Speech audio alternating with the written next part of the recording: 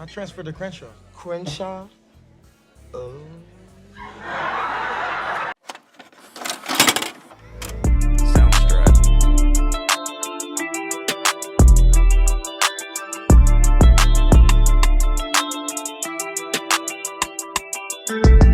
I think this episode really highlights how trash of a friend Moesha could be, but really how her morals were lacking.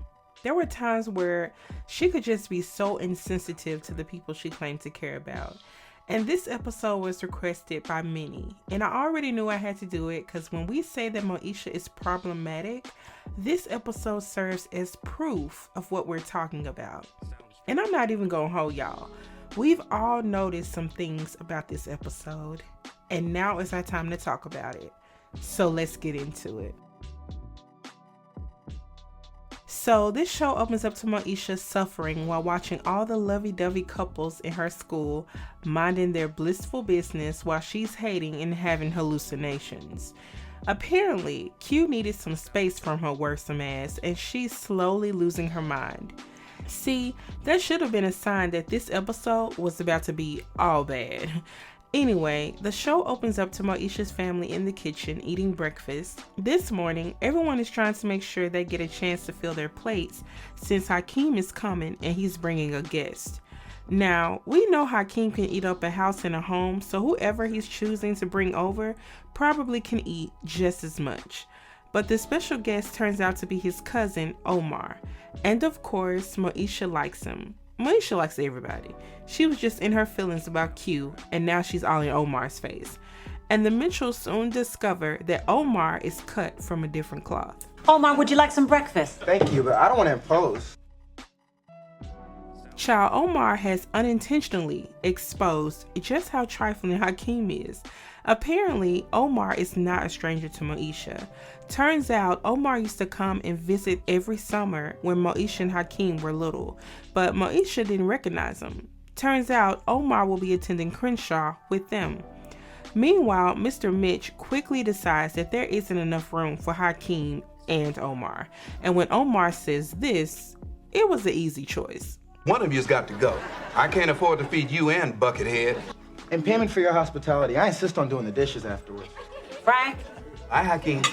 We then go to Kim and Niecy at the den. They've caught the attention of these twins and are trying to act nonchalant, but they are failing miserably. They end up tearing up the note that the twins passed on to them, but no worries, Kim has experience with this. Relax. I seen this on Soul Train. Just as Kim confirms that her and Niecy are set to go out with the twins, in comes Moesha trying to intrude on their plans. But Kim quickly lets her know that there won't be any babysitting.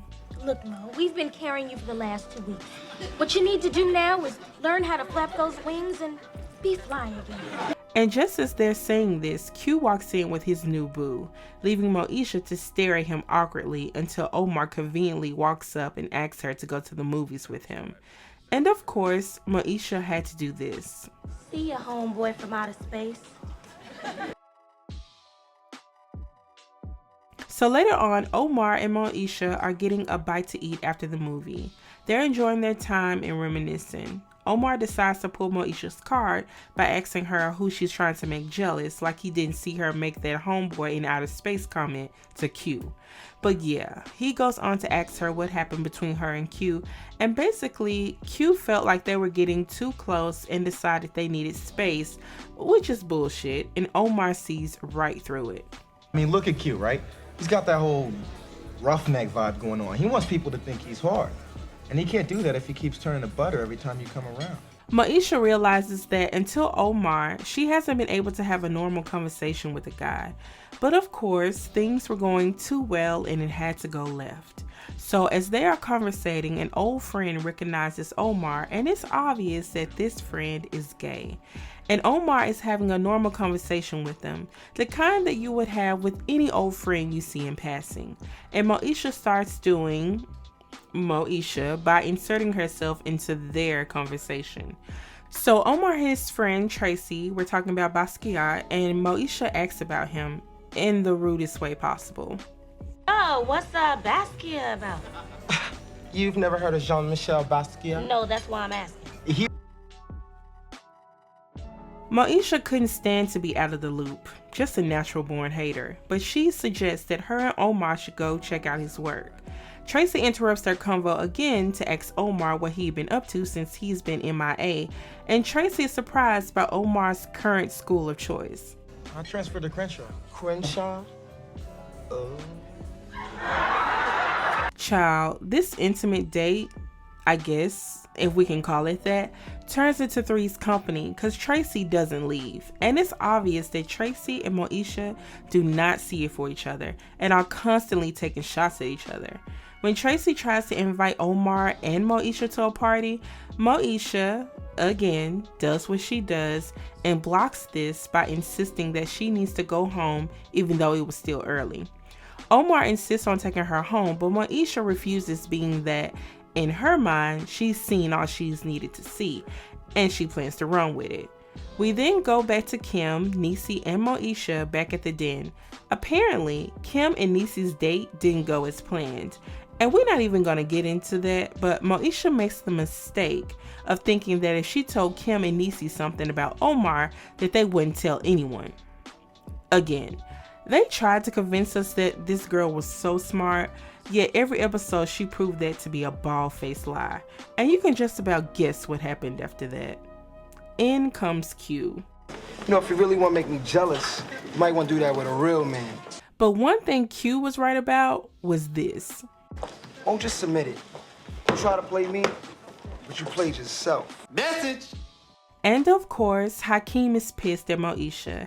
He has every right to be, because from his point of view, she's spreading false rumors about his cousin. And then what kills me about her is that she knew those rumors was because of her, yet she expected Hakeem to be cool with her actions. Another thing about Moesha, she never takes accountability. We'll see an example of this in just a second. So as Hakeem is going off on Moesha, Omar walks up to ask what's going on. And of course, Moesha tries to walk away like she had nothing to do with it. The way I would have yanked her by them braids, you started it, now finish it, Miss Ma'am. Anyway, Hakeem tries to joke it off by telling Omar that rumor going around the school is that he's gay. And Omar gives a surprising answer. Just the stuff like you were gay, stuff like that. I'm just curious about one thing. What's that? Yeah, what's the other stuff? This causes Hakeem to ask him outright if he's gay, and Omar is hesitant with his answer. It was clear that he wasn't comfortable with admitting such a big truth just yet, and he didn't want to rock the boat with his cousin. So as Hakeem walks off to class, Omar confronts Moesha, and of course she ducks and dodges any responsibility. Mo, why did you do that? Look, I didn't say that you were anything, you know? I thought you were, and apparently I was mistaken, and... Well, you can say that the next time you'll mind your own business instead of making up stuff like a stupid schoolgirl. Message! Moesha then brings up Tracy as if that was enough proof, and then suggests that Omar is scared to be his true self. It's crazy how she could see he was scared, but she didn't take that into account when spreading rumors about him. See, she never knows when to shut the fuck up. So later on, Moesha and her family are having dinner and Hakeem doesn't show up. He was clearly super pissed because oh boy never missed a free meal. Dee picks up on this and knows that something must really be wrong, so she asks Moesha about it, and of course, Moesha denies any wrongdoing.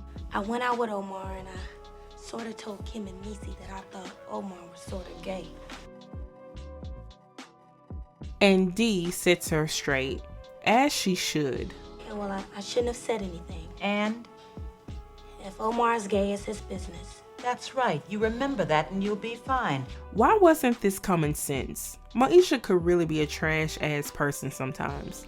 So Moesha goes to the den to try and bribe Hakeem with food, but it ends up not working. In comes Kim and Niecy with their gossiping asses, and Moesha had the nerve to be mad at them for telling Omar's business, but they quickly set her straight. Now, see, Mo, that's your fault. You know how we are. That's like lighting a fuse and getting mad at the dynamite. Moesha ends up getting called on stage to recite her trash-ass poem, and as she's doing that, Omar walks in and speaks with Hakeem. We are unable to hear what he says, but by both their body languages, we can assume that he told Hakeem his truth, and really, it was none of anyone's business to hear. But Hakeem is stunned by this news, and Moesha never finishes her poem because she was too busy being all up in Omar and Hakeem's grill. But later on, Hakeem goes to visit Moesha. She offers him no apology, and she was just happy to have a friend back. Simple as. And that's the end of this episode. And here are my final thoughts. Again, when we say that Moesha is problematic, this is the proof of that. She took one conversation and ran with it. In that moment that Omar and Tracy were conversating, it was nothing more than two friends catching up. You know, like how she was catching up with Omar, but she saw that Tracy was flamboyant, if you will, and she ran with it. She didn't see him flirting with Tracy, saying anything suggestive, nothing. She simply saw two friends talking. She then ran to Kim and Niecy to tell them what she thought, knowing that they would tell the whole school before she even took it to Omar himself or even Hakeem. So you willingly spread a rumor around school about your best friend's cousin and then got mad when your best friend didn't want to talk to you or break bread with you. And when Omar confronted her, instead of taking accountability, she stated that she didn't make Tracy and his behavior up. But what did Tracy's behavior or sexuality have to do with Omar? And if she could see his fear like she said she could, then why wasn't she more sensitive to his feelings and his circumstances? By spreading that rumor, she changed his life. She made him have to rush to reveal a truth that he wasn't ready to reveal and that really wasn't anybody's business, not even Hakeem's. And we still didn't see her apologize to Omar or Hakeem for her actions. They just fell back into their friendship. The only person that held her accountable was Dee. And it said somebody had to make her realize the wrong that she did when that should have been common sense. If I was Hakeem, I would have been through with her ass after that. She can't be trusted. Period. But anyway, that's it, y'all. Thanks for watching. Please like, comment, and subscribe if you haven't already. And I'll see you next time, you guys. Bye.